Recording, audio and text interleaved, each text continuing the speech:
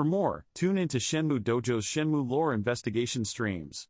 Airing live on Shenmue Dojo's YouTube and Twitch channels every other Friday at 9 p.m. BST. Let's get sweaty. Yeah, so when we start looking at the Li River, this river that Ryo's boat's actually on here, he's actually on the Li River. And looking at these mountains and stuff, I think Shenmue 2 did this landscape the best for me. When you look at Shenmue 3's, it's nice because it's such good quality graphics and stuff, but the rocks don't have the same sort of an impression as they do, in my opinion, that the Guilin Mountains do here in Shenmue 2. So obviously this is Ryo on the way to Languishan, across the Li River, or Li River. I'm going to use both pronunciations so that at least one of them's right. And this is his boat. Also looks like they're delivering. If you look at these sort of people that are arriving here, when they get to the port here of Languishan, it's just a small remote village on the outskirts of Guilin here. But these people that get off the boat, if you notice, they do carry, I don't know, is it fruit or vegetables, baskets. That looks like a suitcase, but could just be boxes of supplies. And we're going to see something very similar to that actually exists in real life, I noticed. I've got a post from Switch here that shows some concept art actually of Shenmue against Languishan, and there's a graphic actually here. So Ryo's actually travelling along the Li River, and it actually goes into the Yangshuo River. That, you know, when Ryo's on the cliff top and the eagle's flying around, and you've got that river that flies through the cliff of Guilin, that's the Yangshuo River. But the one that we're going to be looking at, I don't think that one exists actually, but the Li River does. Here you go. Located on the bank of the Li River is where this is. In the heart of southern China is a river, said to be the most beautiful in the world. The 51 Sounds like the movie voice, doesn't it? Guilin and Yangshuo has inspired writers and artists for over 2,000 years. It's a land of unparalleled geological wonders. Almost 6 million acres of limestone carved by wind and rain into dramatic peaks, and a mystical labyrinth of more than 3,000 caves. Home to a mosaic of stone pit there. Guilin is known as the most scenic place under heaven.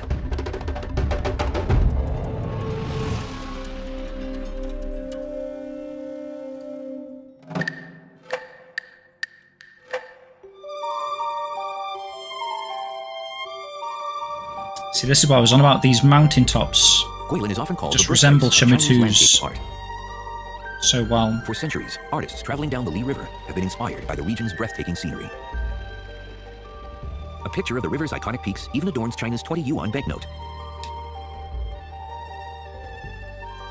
I didn't know that, actually. The silhouetted mountains and languid river are instantly recognizable to people throughout the nation. In subtropical southern China, the Li River flows 270 miles through a magnificent limestone landscape. The upper reaches are the most famous, a region of just 51 miles connecting Yangshuo and Guilin, one of the nation's... And look at that, you can actually see, you know, in Niawu, you've got the Elephant Trunk Hill location. What am I trying to say there? What's that called? That's like a landmark. That's at the top end there. And then you've got these sort of Guilin Mountains here. So, I mean, technically, when Ryo travels from Bailu Village to Niawu, I'm assuming he has to go all the way back to Languishan, get back on the Li River, and then travel all the way up this stream here to where this Elephant Hill is located. I mean, obviously, Niawu isn't a real location. It's based on what we looked at a few weeks ago, which was Fengyuan, which isn't actually in Guilin. There is another place I found actually that's very similar again and is in Guilin. So I mean, they could have just mishmashed all these sort of together to create Niawu, but you'd assume that he's travelled up here at least to where this is located, and then the game developers have built a city around that.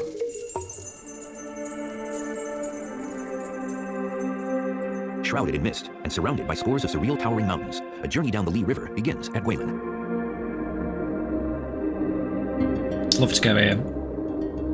It's definitely the bucket list, this The city was is. first established more than 2,000 years ago by Emperor Qin Shi Huang, best known for creating his army of terracotta warriors. Well, that's that dude, is it? Today, Guilin is a large, bustling city that attracts visitors from around the world, eager to see the river and iconic peaks, recently nominated as a UNESCO World Heritage Site. And one of the most famous peaks in Guilin is shaped like an elephant. There you go. Hunched by the river, the hill is said to look like a huge elephant drinking water through its outstretched trunk.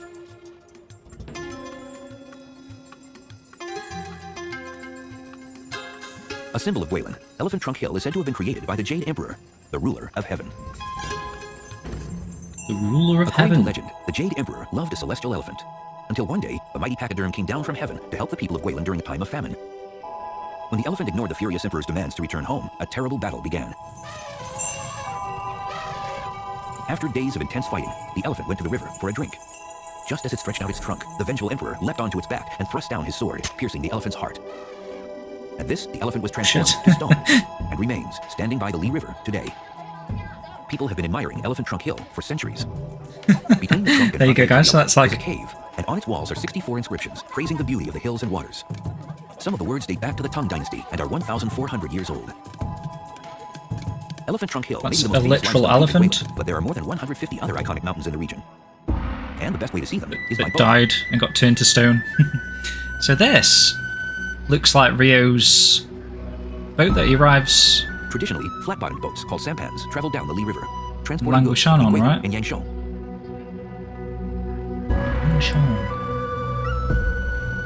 Today, travelers ride the ferries to get the best view of the unique scenery.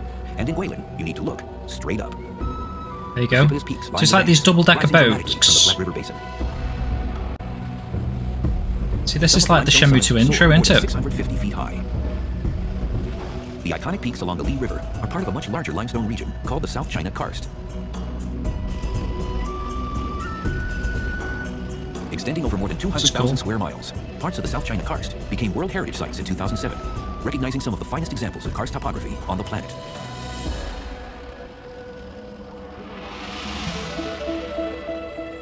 The South China Karst is a vast and unique set of mountains, plains, and plateaus.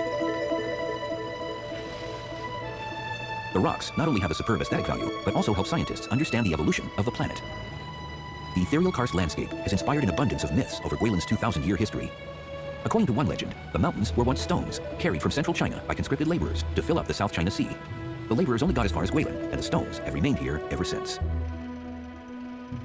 Big stones. For centuries, Don't the know if people you of can China carry have them. revered this land, delighting in the landscape of conical limestone peaks, exquisitely mirrored in the river's smooth waters. According Everything's to 8th century poet Han postcard, Yu, innit? the river forms a green gauze belt. The mountains are like jade hairpins. Scientists are also impressed by the mountains of Guilin. They see the jade hairpins as the eroded remains of an ancient seabed. For this stunning landscape has been 70 million years in the making. Wow. So they were underwater at one point.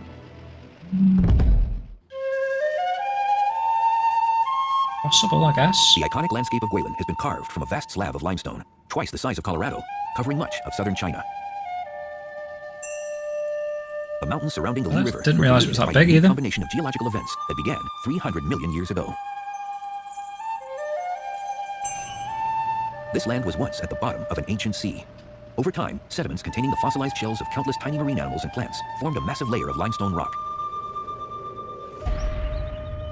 55 million years ago, India collided with Asia, creating the Himalayas and the Tibetan Plateau far to the west. The massive tectonic forces also pushed up the huge slab of limestone covering southern China. In places, the ancient layer of limestone was more than 3,000 feet thick. Over successive ice ages, the limestone landscape in other parts of China was scoured by glaciers. However, in Guilin, the rock was exposed to not ice, but monsoons. Oh, okay. In the warm, wet climatic conditions, the land has been etched by water. Heavy summer monsoon rains, often exceeding 80 inches a year, drench the rock and start the weathering process. When rainwater seeps through leaves and soil, it picks up carbon dioxide, which turns water into carbonic acid. The acid reacts with limestone, dissolving the bedrock. In Guilin, the warm temperatures and thick vegetation produce particularly high concentrations of carbon dioxide in the water. So when the acidic groundwater seeps into fractures in the limestone, it aggressively enlarges crevices in the bedrock. Guys, bet you stone towers of didn't Guilin expect to be learning this much tonight, It's right? the only place in the world where tectonic forces continue uplifting the limestone as the acidic groundwater gnaws at the base of each tower, cutting away the rock faster than the upper surfaces are eroded by the rain.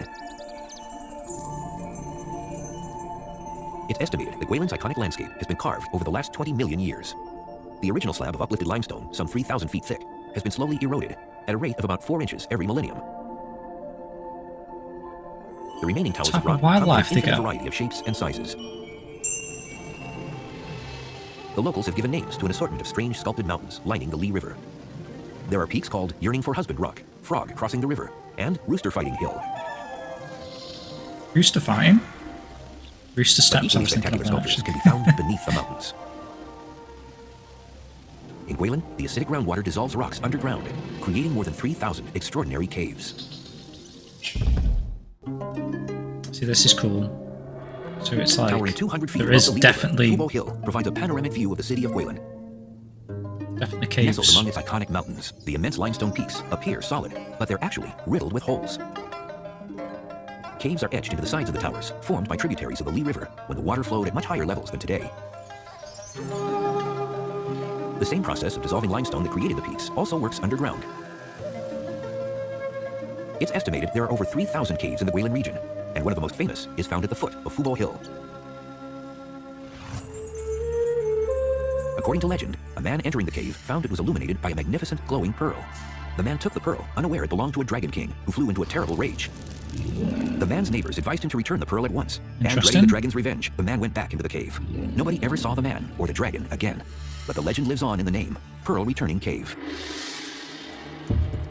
Pearl Returning Cave. So this is an actual cave in But the Guilin, largest and right? most spectacular cave near Guilin is the Reed Flute Cave. Reed Flute Its name Cave. comes from the reeds growing at the entrance to the cave that are used to make flutes and pipes.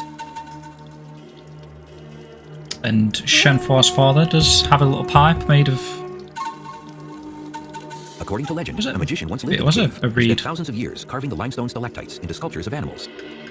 By playing a magic reed flute, the magician could bring the stalactites to life. And then, one day, a young girl stumbled into the cave. Young girl. Surrounded by the Shenhua. magician and his dancing sculptures, the young girl promised to keep the cave a secret. But, unable to contain her excitement, she told her neighbors, and word quickly spread until it reached the Dragon King of the ocean. The king sent troops to the cave, but rather than surrender his magic reed flute, the magician sealed the cave shut, keeping his sculptures safe for future generations to discover and admire.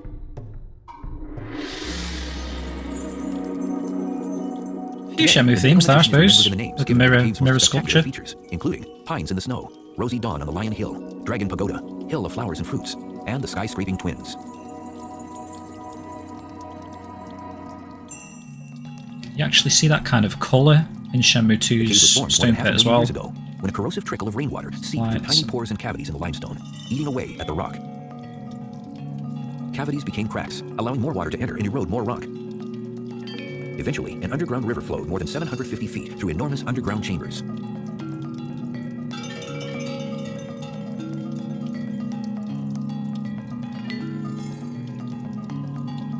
The extravagant subterranean sculptures all began with a single drop of water, saturated with minerals leached from the rock. When the drop falls, it leaves behind the faintest ring of limestone. Each subsequent drop that forms and falls deposits another limestone ring.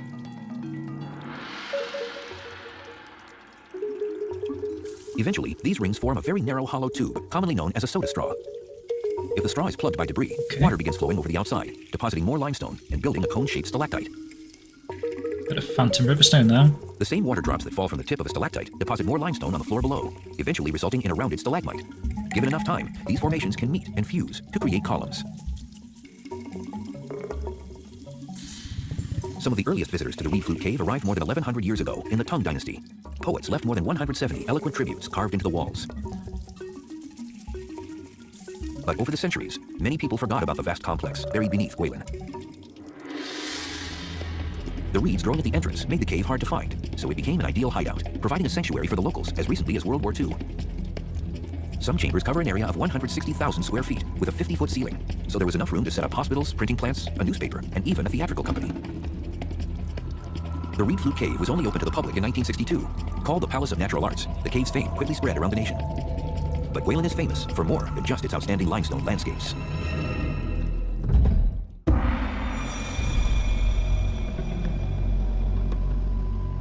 A boat trip from Guilin down the Li River passes scenes from the ancient past.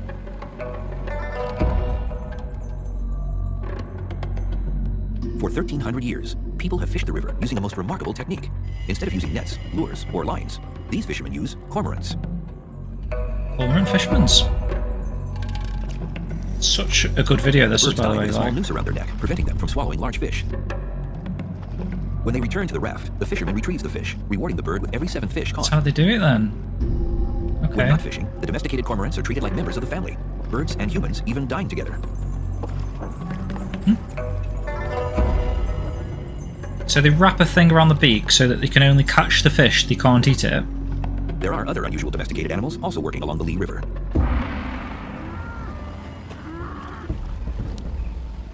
In the lush subtropical climate, the land is farmed using traditional methods, and water buffalo do the heavy work of lifting and plowing. Every day, farmers lead their water buffalo down to the river to bathe and drink. So it shows how detailed Shenmue 2 is, because there's some of the most fertile land in all of China. I guess it's these water buffalo that are in Agriculture is the Shenmue's major industry in this province, even though only 12% house of area. the total land area is suitable for farming. Like, not cows, there must be those The chickens rugged down mountains there. look spectacular, but it's the fertile river valleys that feed the nation. The Li River flows through the province of Guangxi, which is the largest sugar-producing region in China. Accounting for 66% of the country's total sugar production, more than 2.5 million acres of sugarcane were planted in 2010.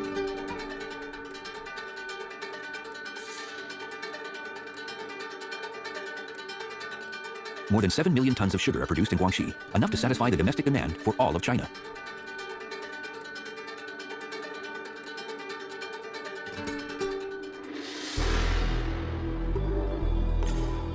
For centuries, China has sustained its large and growing population through agricultural technology. With only 7% of the world's cultivated land, China has to feed 1/5 of the world's population, so nothing goes to waste. Welcome in, Steam. How you doing, man? In Thanks for Guangxi, joining. there was a time when farmers, having harvested the sugarcane, burned the discarded leaves in the field, causing severe air pollution. But in 2010, China fired up its first power plant, fueled by sugarcane leaves. By burning more than 200,000 tons of agricultural waste each year, the station generates 180 million kilowatt-hours of electricity. Using sugarcane as fuel cuts carbon dioxide emissions by 100,000 tons, compared to similar-sized coal-fired power plants.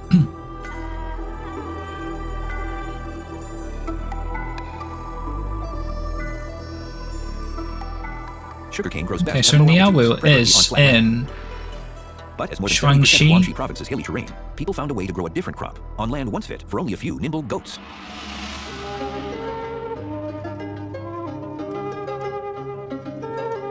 China was one of the earliest countries in the world to grow rice, with a history of cultivation stretching back at least 8,000 years. People planted rice in the mountains of Guilin thanks to an incredible system of intricate terraces completed during the Ming Dynasty more than 500 years ago. More than 16,000 acres of terraced fields were carved into the steep mountainside, up to 1,100 feet above sea level. A complex system of dams, sluices, channels, and bamboo pipes brings water from the top of the mountain to irrigate the plants in each terrace. From a distance, the rice terraces were thought to resemble the scales of a dragon, covering the flanks of a mountain range with a summit resembling a dragon's spine, which is why the region is called the Dragonback Rice Terrace. Okay. Didn't know that. Very interesting. Retained by an intricate network of stone walls, the curving terraces match the contours of the landscape.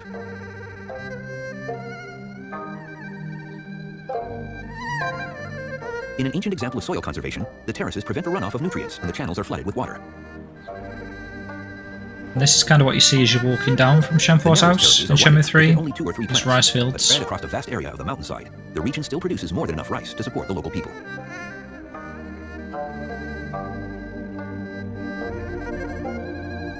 The Dragonback rice terraces were built by the Zhuang people, China's largest ethnic minority. In Guilin today, the lives of the Zhuang are still intertwined around the Li River.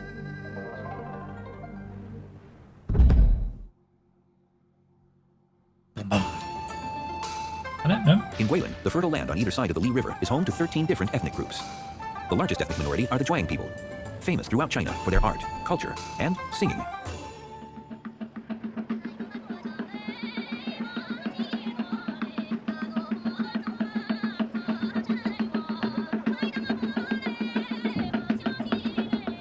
Every year, on the 3rd day of the 3rd month, locals gather beside the river to take part in a singing competition. The festival honors the memory of one of the most famous singers in China. Fang Mei's birthday, that is, third day of the third month. Called Liu Sanjia was a singing prodigy.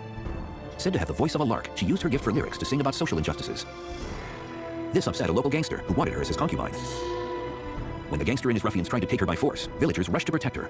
She escaped and ultimately found freedom when she was transformed into a lark. Animal transformation again. Guangxi province can justifiably It's a claim common to be the theme land in of China. song. Almost every ethnic group holds an annual song festival. In the mountains, the Yao ethnic minority are farmers with a magnificent oral tradition. Singing forms an indispensable part of their life. But the Yao are more famous for their hair. According to local tradition, Yao women can only cut their hair once, when they're 16 years old. The cut hair is used as an extravagantly long hairpiece, except when it becomes part of a most unusual dance. Weird. Oh. So that's the hair that they had cut when they were 16? When a young woman gets the only haircut in her life, it's a rite of passage into adulthood. The Yao traditionally believe that a woman's spirit resides in her hair. In 2004, a Yao woman from Guangxi entered the Guinness Book of Records with hair that measured more than 18 feet long. Mental? A Yao woman's hairstyle depends on her social status. There are distinctive dues for maidens, married mothers, and grandmothers. Unwed women wrap their hair like a turban around their heads, because traditionally, their grooms should be the first to cast eyes on their uncovered hair. I thought that was a bloody hat. I thought that was a hat. It's the hair.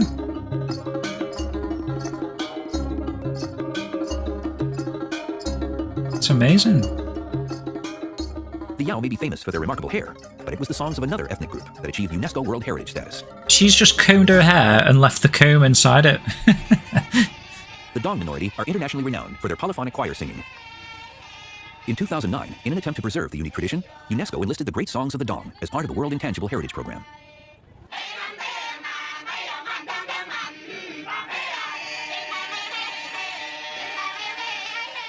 Part recitation and part chant. Shenmue's Dong house. choral songs are rhymed poems, A little bit. a way of transmitting their culture down the ages. It's like the stone pot thing that they've got that.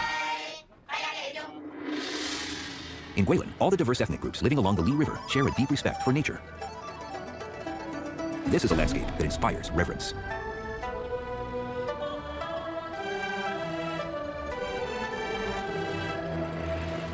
But away from Guilin, 51 miles downriver in the city of Yangshuo, the locals have a saying: Guilin's scenery is the most beautiful in the world, but Yangshuo's scenery is the best in Guilin. Yangshuo. That's the other place that I found that kind of looks a little bit like Niawu. Possibly. Famous throughout China for its breathtaking scenery, the city of Guilin was once the capital of the province, and the center of the region's culture, politics, and history. Most people overlook the sleepy little village not far downstream. On the banks of the Li River, 51 miles from Guilin, is the far less famous Yangshuo. But in the last 20 years, the town has been transformed. To avoid the crowds in Guilin, foreigners started visiting Yangshuo, where they could get closer to the dramatic landscape. Yangshuo quickly became a major backpacker destination to rival any town in Southeast Asia. But despite the influx of visitors, Yangshuo retained much of its essential character and careful planning. To me. Buildings could not be higher than 7 stories, lest they block the views of the limestone mountains. As a result, the sleepy village of Yangshuo has become one of the top destinations for travelers in all of China.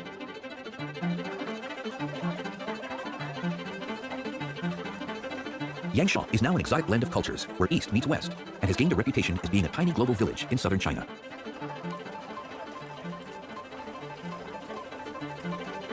The noise and excitement of the main street can make it difficult to appreciate the tranquil beauty of the surrounding landscape.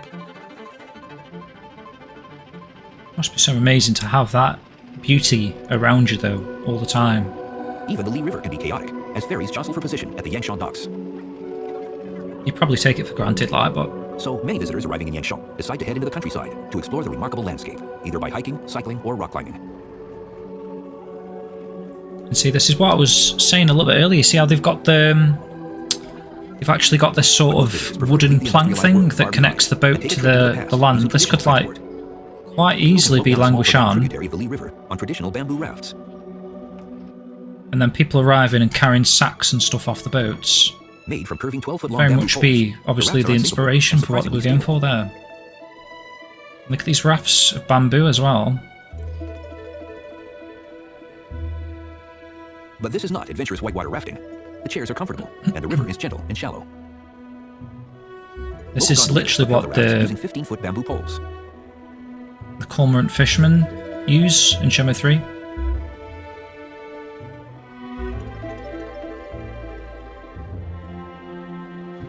I don't know if they've got seats on them like that though, but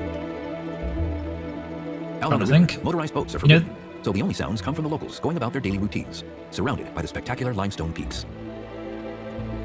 You know the end of Shenmue 3 when they're travelling across to the castle, is there anyone sitting down? The serenity is only interrupted where Trying to farmers think. build breakwaters for their animals to cross the river. That's cool. For centuries, everyone from emperors to artists have cruised down the Li River, astonished and inspired by the extraordinary landscape. Fan Chengda, one of the best-known poets of the Song dynasty, once wrote, "I often sent pictures I painted of the hills of Guilin to friends back home, but few believed what they saw." Can I More than imagine? 900 years later, and little has changed. Pictures of the limestone landscape remain unbelievably beautiful, which is why Guilin is still one of the most beloved places in the land of the dragon. If it wasn't for Shenmue 2, you know, I'm pretty sure I wouldn't know about this place. That's like another good thing of, you know, what Shenmue's introduced us to these fantastic locations that you wouldn't really know about, really. Good little video that was, actually. I knew it wasn't a little video, and it's taken up the first 20 minutes, but I thought that was really interesting. There's a lot of good stuff in there, and especially the elephant trunk thing that I've got images of here. So obviously, this is the one in Shenmue 3. So it's a pretty accurate representation that they've done there. See what I mean? It's literally well designed, isn't it, how they've done it? But obviously there's no, where that is, there's no, I don't know, maybe there's a little town there, but there's no Niawu-esque town. This is what they sort of done, took a bit of a liberty in creating that. And in fact, we can, let's boot up Shenmue 3. We can have a quick look at the intro there. I'll do it in real time in the game. So, and there you go, there's the Elephant Trunk Hill rock that I've just spoken about. So what you'll see at the start of Niawu here is Ryo arriving again on the Li River that we just watched that video on. So this is very much a location within Guilin, and you can even see the Guilin Mountains in the back there still. And obviously they do refer to this area as Guilin in the game.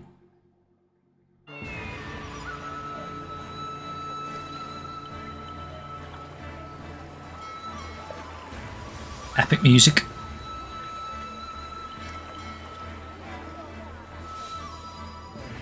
There you go, there's the Elephant Trunk Hill. Don't really see a full proper glimpse of it. Actually, you can do. I don't know if I've got a save, but you can see it quite well from Shilling's Shrine. I'll have a quick look if I've got a save there. Again, you've got the sort of double-decker ferry. It's a little bit more ferry than the ones that we've just seen.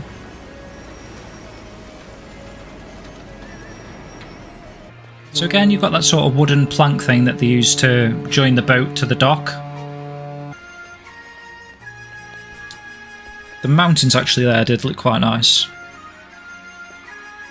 Those are the bamboo rafts that we're just seeing. Cormorant fishermen's. So it's actually very well detailed from that video that we just seen.